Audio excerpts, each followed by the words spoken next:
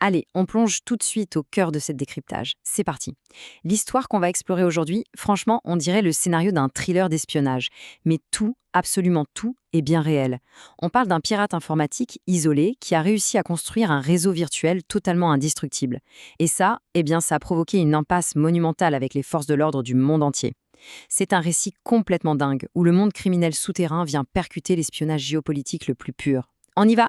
Tout commence par un chiffre, étonnamment modeste. 750 $, c'est le montant exact de la rançon payée en bitcoin par le commissariat local de Swansea aux États-Unis. On est en novembre 2013 et il paye cette somme à une entité totalement fantôme.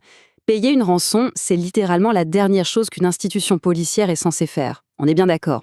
Mais en fait, il n'y avait pas le choix. L'institution même chargée d'arrêter les criminels venait tout simplement d'être prise en otage. Et l'enjeu immédiat était terrifiant. Imaginons la scène. En essayant d'ouvrir un dossier d'arrestation de routine, un lieutenant de police découvre que chaque document, chaque photo de preuve, chaque rapport, tout est verrouillé.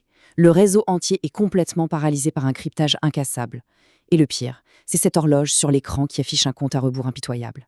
Après avoir épuisé toutes, mais alors absolument toutes les options avec le FBI et des firmes privées, le verdict tombe. Et il fait froid dans le dos. Ce cryptage est absolument inviolable. Mais voilà, cette petite rançon de 750 $, c'était l'arbre qui cache la forêt. Elle masquait un vol à une échelle littéralement monumentale.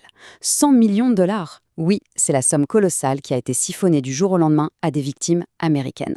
On parle d'associations caritatives en Pennsylvanie, d'hôpitaux, d'entreprises de transport routier dont les comptes de paie ont été entièrement vidés entre minuit et l'aube.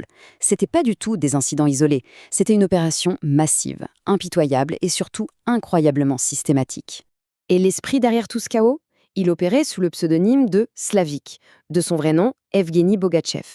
Ce qui est fascinant ici, c'est le contraste. Loin de l'élite technologique clinquante qu'on pourrait imaginer à Moscou, il dirigeait son empire mondial depuis Anapa. C'est une petite ville balnéaire, très paisible, sur la mer Noire, surtout connue pour le tourisme et la pêche. C'est quand même un environnement incroyablement ordinaire pour un génie criminel aussi méticuleux, non? C'est justement là que Bogatchev a réalisé un saut technologique proprement terrifiant. Pour bien comprendre, l'ancienne version de son malware, qui s'appelait Zeus, possédait un serveur central. En gros, si la police trouvait ce serveur, bam, elle coupait la tête du réseau. Fin de l'histoire. Mais sa nouvelle création, Game Over Zeus, c'est une toute autre affaire. Elle reposait sur une architecture en réseau maillé de pair à pair, un peu comme BitTorrent. Chaque machine infectée se connectait directement aux autres, sans aucun point de contrôle central. Du coup, c'était devenu une arme redoutable, polymorphe et, pour ainsi dire, totalement increvable. Le point crucial de cette innovation, c'est l'échelle vertigineuse à laquelle cette architecture a pu se déployer. On passe d'un seul commissariat local touché à une menace mondiale comptant 1 million d'ordinateurs infectés. 1 million! Pour mettre ça en perspective, c'est un parc informatique titanesque. Et ces machines faisaient tourner simultanément deux choses.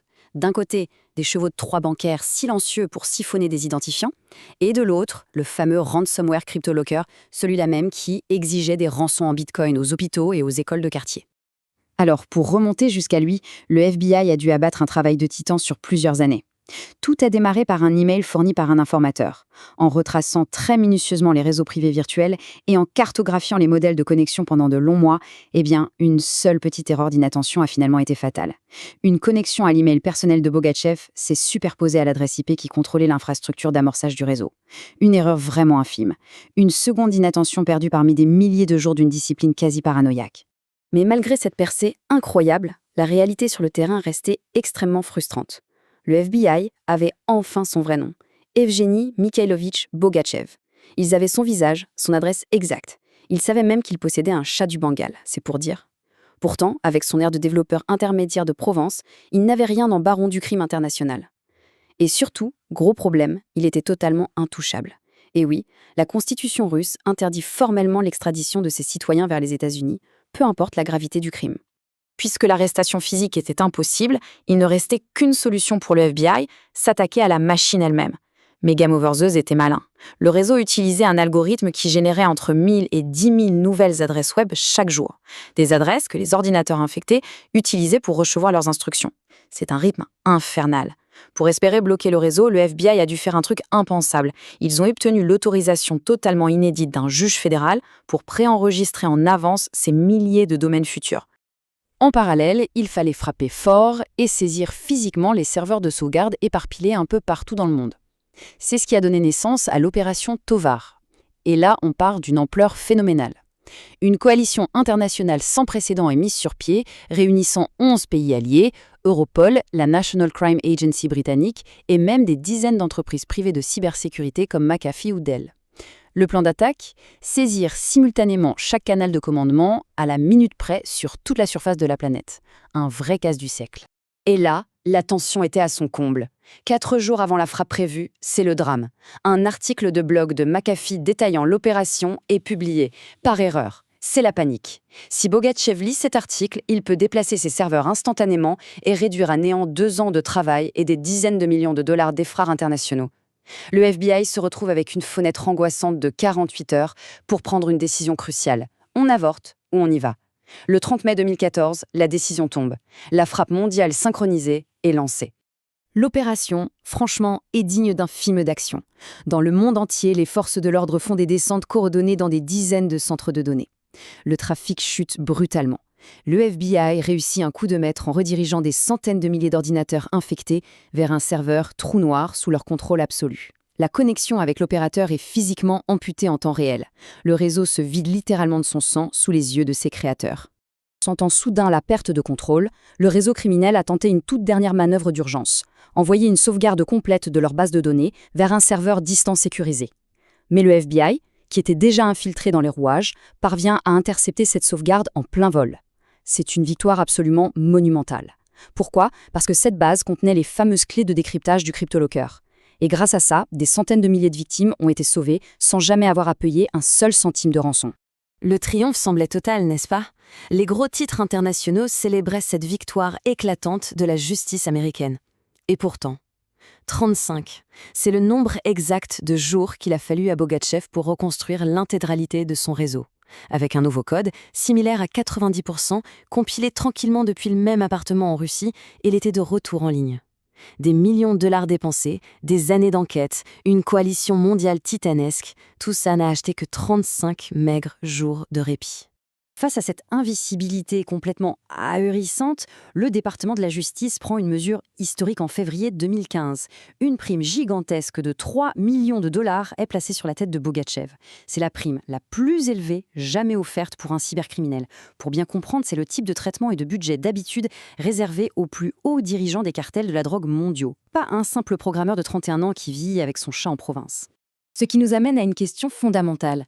Avec une prime pareille sur la tête, une somme qui pourrait transformer n'importe quel proche ou voisin en chasseur de primes, la logique voudrait qu'il disparaisse totalement des radars, qu'il fuit.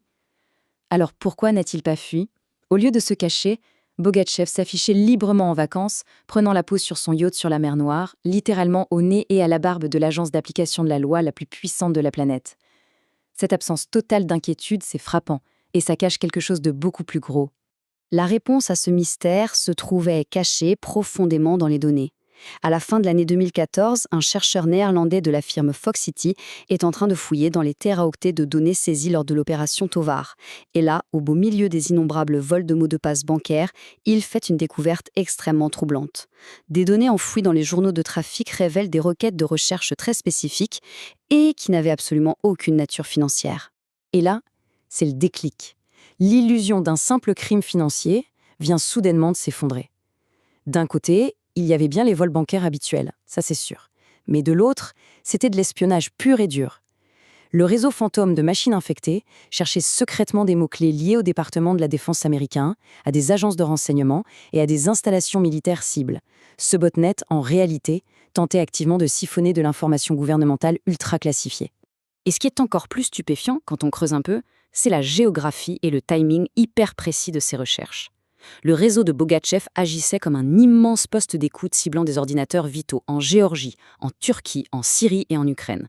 Les requêtes explosaient à des moments bien spécifiques, parfaitement synchronisées avec les opérations militaires et de renseignement réelles de l'État russe. Par exemple, juste avant l'invasion de la Crimée en 2014. Faut pas se leurrer, ce n'était pas une coïncidence, c'était du soutien hautement opérationnel. L'implication, telle qu'elle ressort très clairement des dossiers des services de renseignement, ne laisse aucune place au doute. Bogatchev ne fuyait pas les États-Unis pour la simple et bonne raison qu'il travaillait sous la supervision directe d'une unité spéciale du renseignement russe, le FSB. L'État lui offrait une protection absolue sur son territoire. Et en échange, le gouvernement conservait un accès exclusif à son réseau de millions de machines infectées. Un outil inestimable, capable de fouiller en toute discrétion dans les disques durs d'un nombre incalculable de gouvernements mondiaux.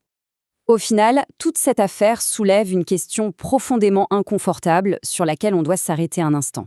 Si un programmeur solitaire, installé tranquillement dans une petite ville balnéaire, a pu se hisser au-dessus de la justice internationale en devenant un atout majeur pour un État souverain, combien d'autres opèrent exactement de la même manière, en ce moment même, sur des réseaux virtuels qu'on n'a pas encore découverts? C'est une pensée vertigineuse, franchement, qui laisse à réfléchir bien au-delà de cette histoire.